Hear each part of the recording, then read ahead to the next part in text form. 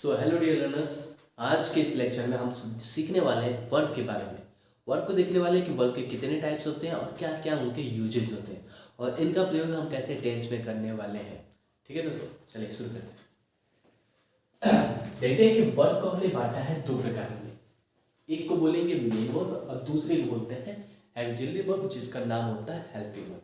ठीक है, देखिए सेंटेंस में जब केवल एक वर्ब हो तो उसको बोलेंगे मेन वर्ब। क्या बोलेंगे? Main verb. जैसे बोले राम इज अ बॉय, हम देख रहे हैं सेंटेंस में केवल एक वर्ब है जो कि इज है, तो इज हमारे यहाँ पर होगी मेन वर्ब। ठीक है, और जब हम देखते हैं कि सेंटेंस में हमारी एक से अधिक वर्ब हो, जैसे Ram is going to house, तब हम क्या करते हैं कि जब सेंटेंस में एक से ज्यादा वर्ब होती है तो जो लास्ट में वर्ब आती है उसको बोलते हैं मेन वर्ब, और उससे पहले आने वाली वर्ब को हम बोल देते हैं हेल्पिंग वर्ब या फिर इसी को बोलते हैं ऑक्सिलरी वर्ब। ठीक है, तो सेंटेंस में जब केवल अकेले कोई वर्ब आएगी तो उसको क्या बोलेंगे? मेन वर्ब, और जब सेंटेंस में एक से ज्यादा वर्ब आए तो अंतिम वाले को बोलेंगे मेन वर्ब और उससे पहले वाले को बोलेंगे ऑक्सिलरी वर्ब या फिर हेल्पिंग वर्ब। ठीक है, हेल्पिंग वर्ब का सीधा सा कार्य होता है कि मेन वर्ब को हेल्प करना। ठीक है, अब इनका क्या आगे यूज होने वाला है, हम सारी चीजों को जानने वाले हैं। सबसे पहले ये देख लेते हैं कि मेन वर्ब का कार्य क्या होता है। तो मेन वर्ब को पहले हम कितने टाइप में बांटने वाले ये देख लेते हैं। देखिए ये जो मेन वर्ब होता है इसको फॉर्म के रूप में हम बांटे, तो देखिए मेन वर्ब को हम चार फॉर्म में बांटते हैं। पहले तो होता है बेस फॉर्म, उसको बांटते हैं first form of verb, second form of verb, third form of verb और होता है हमारा fourth form of verb. Fourth form of verb को बनाने के लिए मेन वर्ब के बेस फॉर्म में आईएनजी जोड़ देते हैं। जैसे हमारा गो एक वर्ब है तो गो हमारी होगी यहाँ पर बेस फॉर्म, और जो भी कुछ परिवर्तन करेंगे तो हम फर्स्ट फॉर्म में करेंगे, यानी कि फर्स्ट फॉर्म में ही जो भी परिवर्तन करेंगे, जो भी हम परिवर्तन करेंगे तो हम करेंगे बेस फॉर्म में। यानी कि घर जब भी बनाया जाता है तो पहले बेस बनाया जाता है, उसी के ऊपर एक तल्ला, दो तल्ला, तीन तल्ला, जितना मन करे उतना तल्ला बनाया जाता है। यानी कि हम इसी में कुछ ना कुछ चेंज करके बनाते हैं। तो हम गो हमारी होगी मेन वर्ब की बेस फॉर्म। अब इसका फर्स्ट फॉर्म बनाना है तो फर्स्ट फॉर्म दो होता है, एक सिंगुलर वाला एक तो प्लूरल वाला। जिसमें एस लगा हो वो सिंगुलर होता है, जिसमें जो बिना एस का होता है वो होता है प्लूरल। तो गो को हम गो लिख देते और इसका हम प्लूरल बना देते तो हो जाता है कुछ। ठीक है, इसका सेकंड फॉर्म होता है वेट और थर्ड फॉर्म होता है गोन, और फोर्थ फॉर्म के लिए गो यानी कि बेस फॉर्म लिखेंगे उसमें आईएनजी ऐड कर देंगे। इस तरह से बनता है हमारा मेन वर्ब की चार फॉर्म होती है। समझ में आगे देखते हैं। तो हमने मेन वर्ब को बांट रखा है चार प्रकार में। अब इनकी यूजेज को समझते हैं। तो ध्यान से देखिए, जो मेन वर्ब का फर्स्ट फॉर्म है और मेन वर्ब का सेकेंड फॉर्म है, ये कभी भी सेंटेंस में आते हैं तो अकेले आते हैं, मतलब कि विदाउट हेल्पिंग वर्ब, बिना हेल्पिंग वर्ब के आते हैं। ठीक है, और इनके अलावा जो बचते हैं मेन वर्ब के थर्ड फॉर्म और मेन वर्ब की फोर्थ फॉर्म, ये सेंटेंस में हमेशा विथ हेल्पिंग वर्ब आएंगे, यानी कि हमेशा आएंगे तो किसी न किसी हेल्पिंग वर्ब के साथ। और हेल्पिंग वर्ब कौन सी होती है? ये है सब। समझ में आ रहा है? इनको हम बहुत डिटेल में देखने वाले, ध्यान से देखें। यानी कि हम देख रहे हैं कि यहाँ पर हमारा मेन वर्ब का मेन वर्ब आया है, यानी सेंटेंस में एक ही वर्ब आई है तो मेन वर्ब होगी। और जब ये मेन वर्ब है तो विदा अकेले आई है,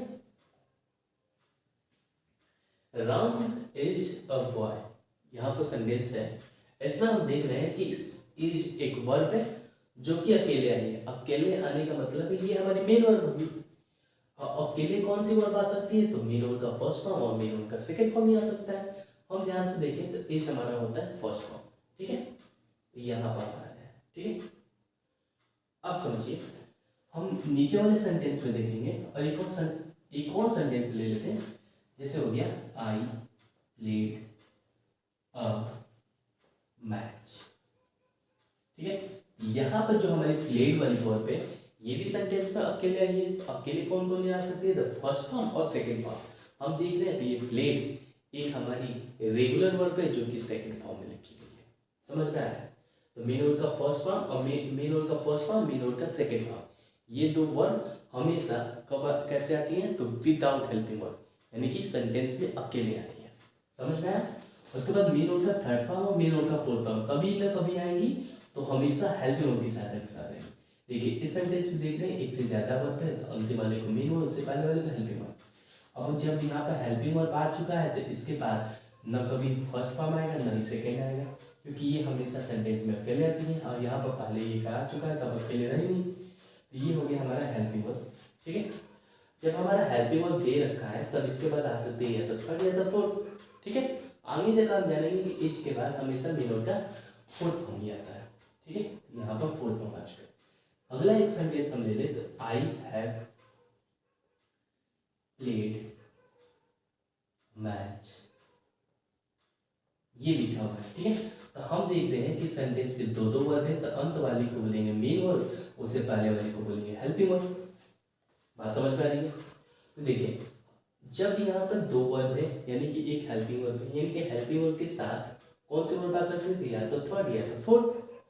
ठीक है, जब भी हैव रहेगा तो हैव के बाद आएगी हमेशा थर्ड फॉर्म। कौन सी फॉर्म? Third form. इनको वन बाई वन देखेंगे, बहुत ही आसानी से समझ में आ जाएगा। ठीक है, अंत में कुछ क्वेश्चन होंगे उसको आप करेंगे कब, तो आपका पूरा रिवीजन हो जाएगा। ठीक है, अब थोड़ा आगे चलते हैं कि ये जो हेल्पिंग वर्ब है ये सारी चीज़ें आगे करेंगे।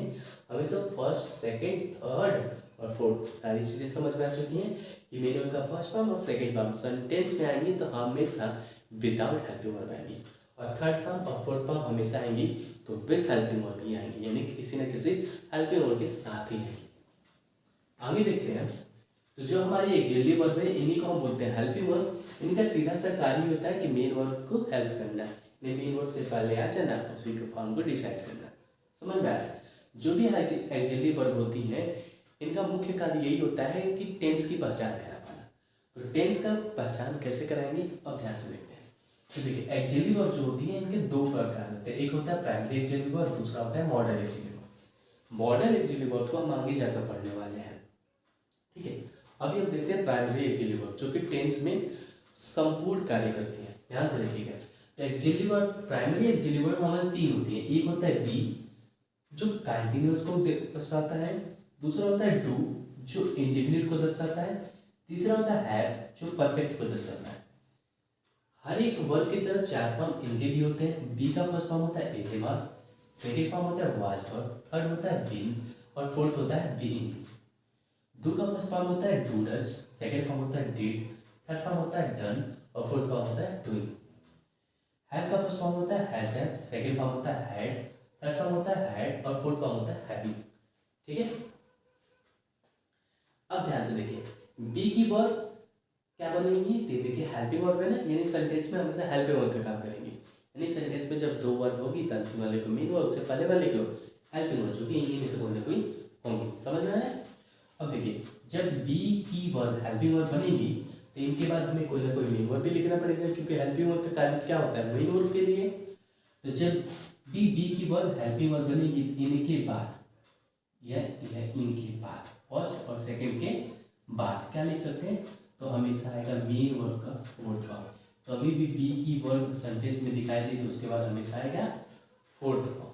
ठीक है, डू की वर्ब की बात कर लें तो do does did done doing है। तो जब भी डू डज या डिड सेंटेंस में आपके क्या बनेंगे, हेल्पिंग वर्ब बनेंगे, तो इसके बाद मेन वर्ब का आता है हमेशा बेस फॉर्म। मेन वर्ब का कौन सा फॉर्म आता है, तो हमेशा बेस फॉर्म होता है, बी का बेस फॉर्म। ठीक है, हैव की वर्ब की बात करें तो हैज हैव या हैड, जब भी सेंटेंस में हेल्पिंग वर्ब बनेंगे तो इनके बाद जो मेन वर्ब आएगी वो हमेशा होगी थर्ड फॉर्म की। बात समझ में आ रही है? यानी कि बी की वर्ब एज आ गए तो उसके बाद फोर्थ फॉर्म, एम आए फोर्थ फॉर्म। जैसे यहाँ पर एज आया था तो इसके बाद हमने कौन सा फॉर्म हो गया, फोर्थ फॉर्म। फोर्थ फॉर्म कौन सा होता है, आईएनजी वाला। तो दिक्कत है, जब भी डू डज डिड में से कोई भी वर्ब हेल्पिंग वर्ब बनेगी तब इसके बाद आएगा बेस फॉर्म। ठीक है, इसका एक एग्जाम्पल हम लोग देख लेते हैं, जैसे I did not go there. ठीक है, हम देखते हैं कि डिड हमारा हेल्पिंग वर्ब है, क्योंकि अंत में आने वाले वर्ब मेन वर्ब होगी तो इससे पहले हेल्पिंग वर्ब। डिड हमारा हेल्पिंग वर्ब बन जाए तो मेन वर्ब हमेशा किस फॉर्म में होती है, तो बेस फॉर्म में। हमने देखिए गो किस पे रख रखा है, बेस फॉर्म में। ठीक है, और हैव की बात करें तो देखिए आई के बाद हैव है यहाँ पर आया था, तो हैव के बाद हमने लिखा है थर्ड फॉर्म। जब भी हैव की वर्ब हेल्पिंग वर्ब बनेगी तो सेंटेंस में इसके हेल्पिंग वर्ब के बाद आने वाली मेन वर्ब हमेशा थर्ड फॉर्म में होगी। समझ में आया हमारे?